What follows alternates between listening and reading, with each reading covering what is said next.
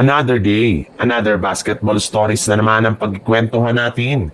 At ngayon nga, yung pag-uusapan natin ang balitang bagong super team na mabubuo ng Los Angeles Lakers. At ang balitang rason bakit ayaw i-trade ng Golden State Warriors si Jonathan Kuminga. Ayon nga sa isang NBA analyst, meron na rin naman nga daw pong inilabas ngayon na isang trade proposal na maaaring pagdiskusyonan at pag-usapan ng front office ng Los Angeles Lakers at Utah Jazz sa mga susunod na araw. Bali dito nga ay kakailanganin ng Lakers na isakripisyo ang kanilang mga player na sina Austin Reeves, Gabe Vincent, Maxi Kleber at isang future first round pick na ibibigay nila sa Utah Jazz para lamang makuha si Lauri Markkanen sa lalong madaling panahon ngayong off-season. Bale, isang buwan na lang naman nga ang natitira bago magsimula ang mga laro sa NBA. Kaya kailangan na nilang madaliin at kung hindi man ay maaari nga nila itong gawin sa darating na trade deadline.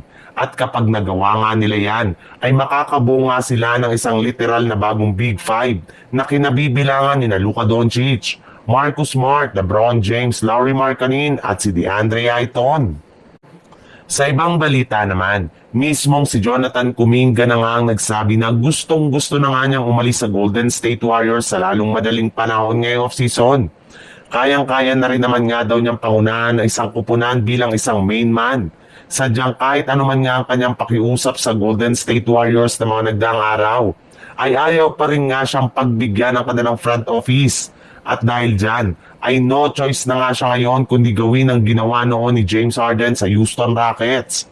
Sa katunayan, as of now nga ay hindi na nga daw na uma-attend pa si Kuminga sa mga ginagawang practice ng team at hindi rin naman nga niya kinakausap ang kanilang general manager na si Mike Dunleavy. Kaya isang malaking tanong na nga po ng mga fans, bakit nga ba ayaw pa rin ng Golden State Warriors na bitawan ang kanilang batang player kahit gusto na nitong lumipat ng ibang kupunan?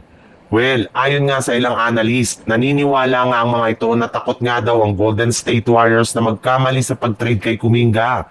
Ngayong posible nga daw na maging isa ito superstar sa mga susunod na taon once na mailipat siya sa ibang kupunan. In other words, malaki pa rin nga ang tiwala nila sa kanya kahit man hindi nila ito binibigyan ng malaking oportunidad.